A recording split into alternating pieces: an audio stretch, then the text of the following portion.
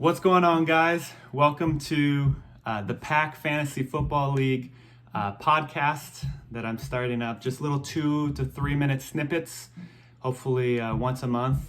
Ultimately, the thing I love about our league is just the brotherly rivalry, right? The rivalry between brothers.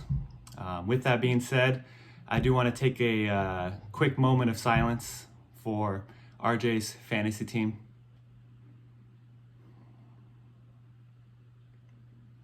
Thank you. This is not because I beat him last week, although, bro, I am always fired up to beat you, and it always ruins my weekend when I lose to you. But we got the news this week that he lost second round running back Javonte Williams to an ACL tear. And this just continues a long, reoccurring string of injuries or ineffective players for RJ's team. Some of you guys might remember Todd Gurley in 2019 was never really healthy that year. Cortland Sutton in 2020 tore his ACL and was on RJ's team. Antonio Gibson got hurt right at the end of the year. Maybe cost RJ a playoff spot because of it, and now he's got to deal with replacing yet another running back in Javonte Williams. But I know he's going to scrap. He's going to continue to hit the waiver wire, and he'll be in contention for the playoffs by the time of the year. By the time we reach week 13, week 14, we're trying to figure out seedings. As of right now, our league is doing well. I think Joe Eastep has a great team so far, 3-1. Keontae has a great team, although he's done nothing. Bro, I haven't heard from you since before the draft. If you see this video, come on, reach out to me, bro. But he's 3-1 without doing anything. Thomas is 2-2, but if you look, he's second in points for, and he is first in points against.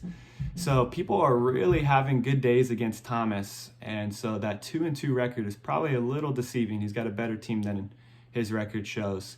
And of course, Craig is 4-0. The question really is, will he go undefeated this year? Is he going to be undefeated?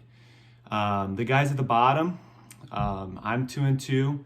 Got a lot of guys at 2-2. I know Jameson and Gerald are 1-3, which is surprising, and Marcus is 0-4. But I know as long as you just continue to work the waiver wire, you get some advice, you keep grinding, everyone still has a shot. Literally everyone still has a shot. In 2019, the worst team to make the playoffs was 7-7. In 2020, the worst team was 6-7. So actually, there was a guy that had a losing record that still made the playoffs. And in 2021, it was 8-6, so a little bit more competitive last year. The game of the week this week is Craig versus Gerald. Always gotta love seeing these guys face each other. This is their 6th time facing each other. They've played each other 4 times in the regular season and once in the playoffs. They are 2-2 in the regular season, and Gerald has the 1 playoff win. But Craig has scored the most points in their 5 matchups with 580 to 546. So that's a good matchup that I'm looking forward to. Now, I still got a lot of questions on how the league is going to turn out, who has the most complete team right now, and what teams are going to make the first trade this year. So I hope you enjoy. It's going to be actually more around 5 minutes.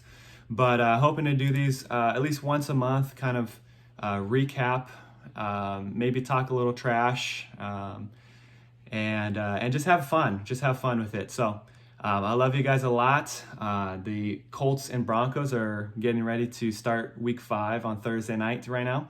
And it's going to be a great rest of the fantasy season. Love you guys.